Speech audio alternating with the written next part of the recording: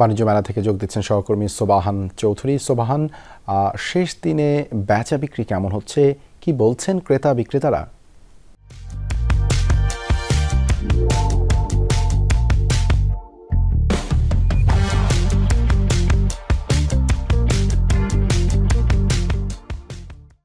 দেবাশিস, শেষ দিনে বাণিজ্য মেলার প্রচুর পরিমাণে ক্রেতা ও বিক্রেতাদের উপস্থিতি লক্ষ্য করা যাচ্ছে। আমি যদি আপনাকে একটু দেখাই, এখানে প্রচুর পরিমাণে ক্রেতা ও দর্শনার্থীর উপস্থিতি লক্ষ্য করা যাচ্ছে। দেশীয় ইলেকট্রনিক্সের দোকানে বেশ ভিড় লক্ষ্য করা যাচ্ছে।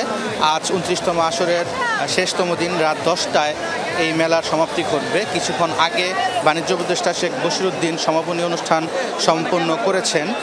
সেখানে তিনি বলেছেন এবারের মেলায় বেশ সাড়া পেয়েছে এবং মেলায় গত বছরের মেলা থেকেও এবারের মেলায় 50% বেশি বেচাকেনা বেশি হয়েছে। প্রতিটি স্টলে প্রচুর পরিমাণে মানুষ। শেষ মুহূর্তে দেশীয় ইলেকট্রনিক্সের দোকানগুলোতে বেশ পণ্য ছাড় দেওয়া হচ্ছে, খাবারের দোকানগুলোতেও বেশ পণ্য ছাড় দেওয়া হচ্ছে। মানুষজন দেশীয় পণ্যের ইলেকট্রনিক্সে উপচে পড়া ভিড় লক্ষ্য করা যাচ্ছে। দেশীয় পণ্য ইলেকট্রনিক্স যেমন যমুনার স্টলেও মানুষের বেশ ভিড় লক্ষ্য করা যাচ্ছে এবং এসব স্টলগুলোতে বেশ ছাড়ও দেখা যাচ্ছে। মানুষজন যারা এখানে আসছেন তারা কিছু না কিছু কিনছেনই, কারণ শেষ মুহূর্তের বাণিজ্য মেলা।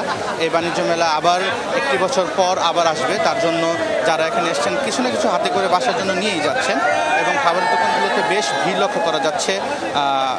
ব্যবসায়ীরা দাবি করেছিলেন বাণিজ্য মেলার জন্য আরও একদিন বৃদ্ধি পায়, কিন্তু সেই দাবি তাদের অনুমতি পায়নি।